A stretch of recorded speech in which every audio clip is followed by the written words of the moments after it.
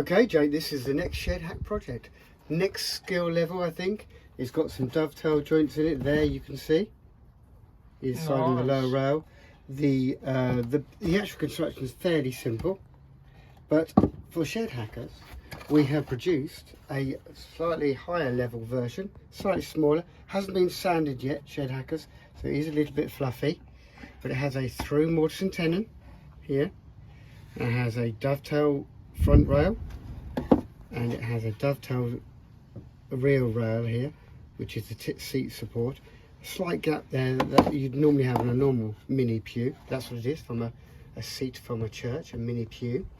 A range of skills using the range of tools, as you can see there, Jake. And nice. What do you think we could put in there? Maybe a cup of tea. Yeah, a little person. Oh, yeah. Little Jake there. Or for the larger one, you could put, I can't remember what that creature is. It's from the Gruffalo, I remember that. Yeah, it is, yes. That's a little bit big for it. But anyway, you can see you have a start of ideas. I think it's a splendid sort of project to go for. It's probably for those that are older than 10, I'd say. And with supervision, I think even a 14-year-old may need a bit of help. But dovetailing through mortise and tenon, range of skills, and a little bit of glue. But pretty well, that can hold itself together without any glue. So high-end piece of work. Did your granny make you that, Jake? Yeah. That's why it's got J-I-S-I-O. Okay, brilliant. I like it. Do you like it though, Jake? Yeah, I do. And do you think the viewers would like it? I think so. Yeah, I think they will. The Gruffalo looks a bit boss-eyed there. But anyway, okay, I hope you enjoy making this project. We'll put all the clips together and hopefully you can make it from the clips. The design and the sizes are all within the various clips coming up, so hopefully that will give you a bit of a starter. And I may even put something on paper, which I should do, shouldn't I, Jake? Yeah. Okay, anything more to say, Jake? I don't think so.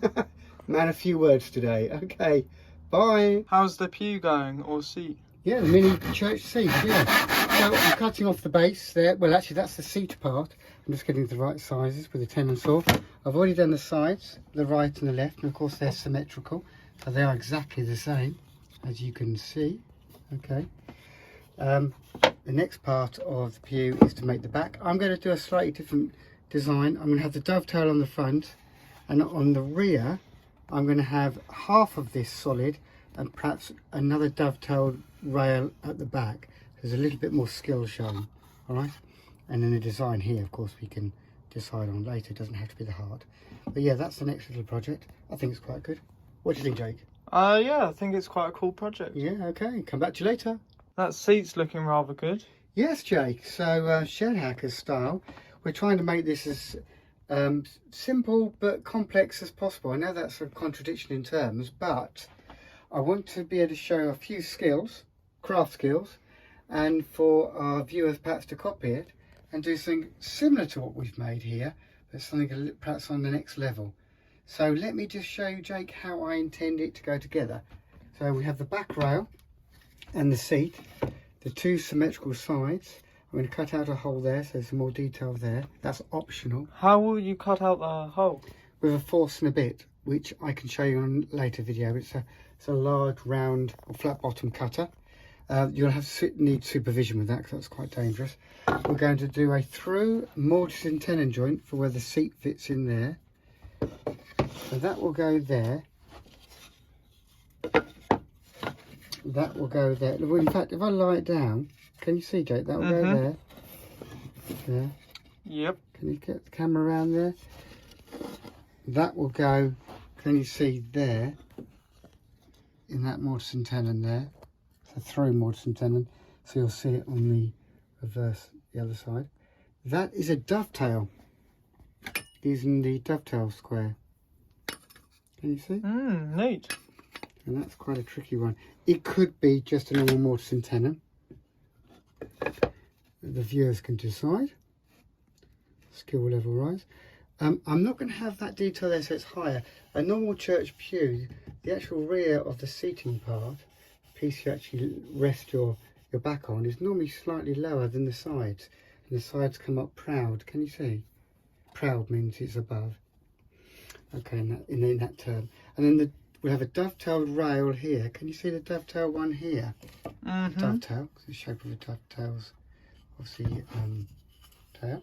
And then this front rail will sit in there. Okay, and I've got to actually reduce the size of the dovetail, so it's this shoulder here and this shoulder there are in line with there, so I'm going to make that slightly smaller, but it will go in something like that with a dovetail each side. So if you get the camera on the top, you can see how it will sort of assemble itself. Bit of help, yeah, and I'll make this change in a moment.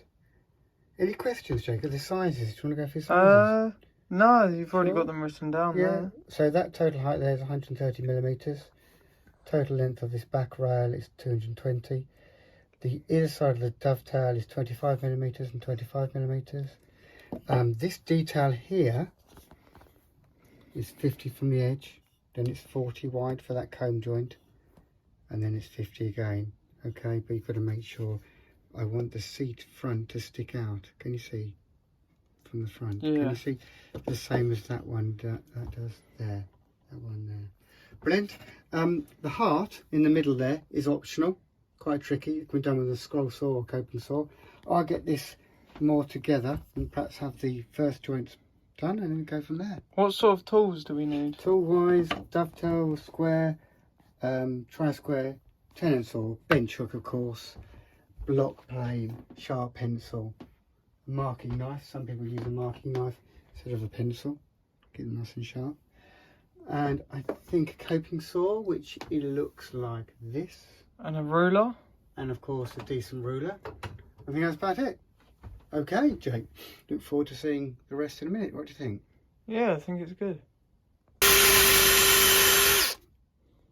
Drill a hole in each corner.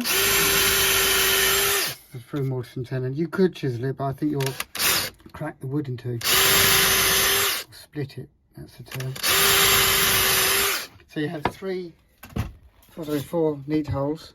Once you've done that, you can put the coping saw blade in by loosening off the handle, or you could do this using a fret saw, which Jacob's been on to. You've got a fret saw like that. You put it in the vise, quite tricky. Hold it in the vise. If I can get this in quickly. Slow there, Jake, sorry. And you come down, Jake, and then 2 hands. I'm going to take that whole piece up. Don't go over the line now.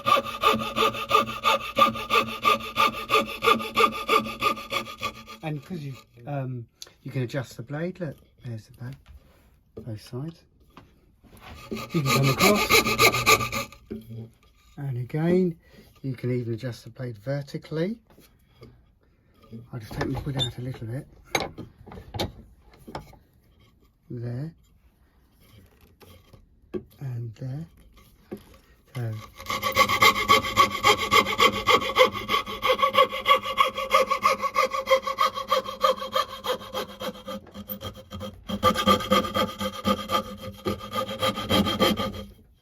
Adjust it again. Rushing a bit here. There's your piece. And of course you can trim it up with a chisel. Yes. You can even trim it up with a saw if you're careful. So I should be rushing really, but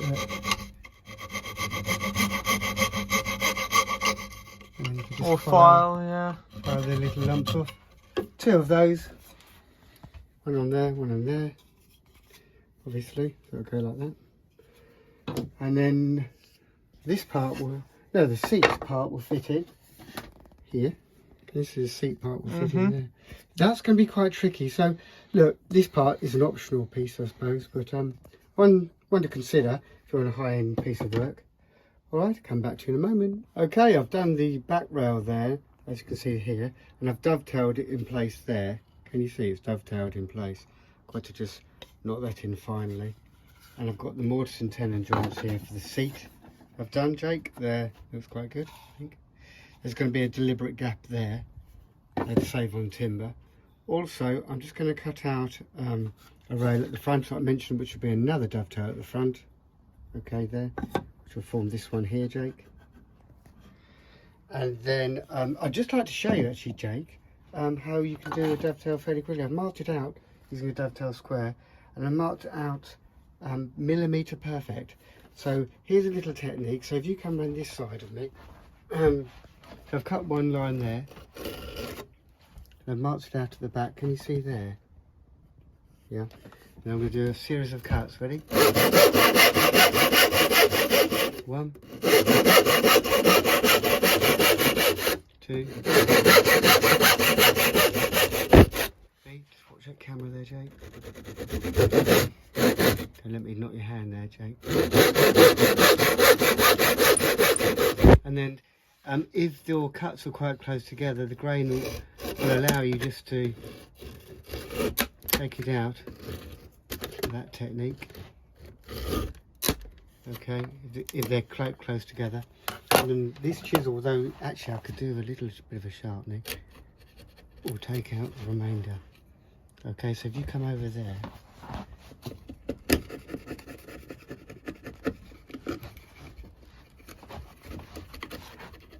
and where does it come out?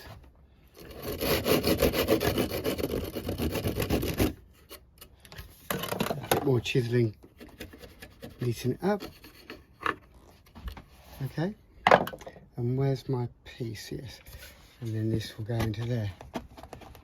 Okay, and that form. Very neat. There you go, there's the beginnings. One joint there. But do all your markings out carefully. I can push that back in with a mallet. If that, you know, that'll do. You can see that, and the seat will go in there. Obviously, I'll have to put the seat in and then put the back railing next. And it's coming together. What do you think, Jake? Yeah, I think it's That'll good. look nice. Right, come back to you later, guys. Hi, Jake. So this is the sort of final stages. I've just cut out the last dovetail there for the front rail. I'm going to put it in the vise here, and I'm just going to show the viewers, if you just move across, I'm just going to show that technique again. Very carefully marked. Because the grain structure is running that way, these will just break out. Okay, I've cut them full depth, obviously, and use my very sharp bevel edge chisel. I'm just going to, I can't get right round. If you move around that way, Jake, and it won't knock the camera. Keep it nice and sharp, these chisels. You may ask, how do I keep them sharp? Well, I'm keeping them sharp on the slipstone here. And then keep it at the right angle. Can you remember the angle, Jake? It changes for planes and chisels, but depending on what chisel you've got, I think it's normally a 30-degree angle. Yeah, it's at 32 degrees. And then keep it nice and clean. That will keep that edge. So you don't have any reflection off that blade. You know that's dead sharp. Okay, so you can see, just take very small amounts off. So there's the bevel edge chisel. Let's just see how it goes together, Jake. So there's it before it's assembled, and we've got to do this in a certain order, if I remember rightly. The seat goes in first in the mortise and tenon joints there. The other side goes here. I'm going to use a little bit of a mallet. Help it go together. Can you see? Nicely. Persuasion. Yeah, there's one mortise and tenon. Not coat. You couldn't do a dovetail there because it's impossible, because it goes in from one angle. And then you have the rear rail. Can you see that goes in there? Should do. Yeah. And we'll tap that in place without breaking it. Careful not to break this. Here's a bit of sacrificial wood, because I've already dented it. The pine wood we're using is very soft. So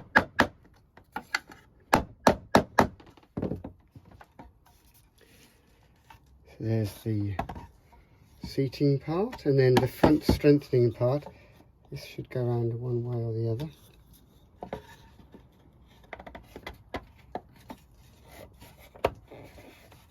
And get that in. Yeah.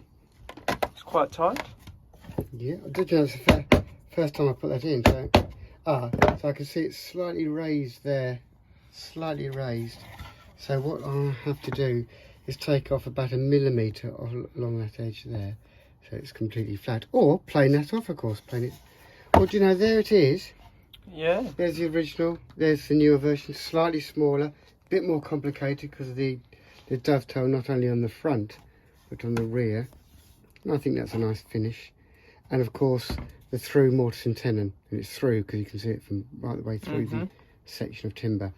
I think for the viewers, this particular joint is actually the hardest one, because as you cut through, you can actually damage or blow out the material as you come through. It's quite hard, that through mortise and tenon. So that's quite a high level piece of work for a lot of students or viewers in some way. I'd say from at least 10 years up. But you know, some people are quite skillful, and maybe to get with a bit of supervision, do that even younger than that. But there's a few bits about it I think I might round off there. Do you think, Jake? Yeah. Do you think? You could Yeah, raise the just back. slightly. And I'm not sure about the holes I put in the side. I'm not sure. There's a bit of blowout there where it's forcing a bit, and it wasn't as sharp as I'd liked. And of course, there's a lot of sanding to do now. Really critical there, guys, before we finish, is just doing the markings out. So all the markings out has to be done carefully. And perhaps I could show a little bit of a template set up for the last video.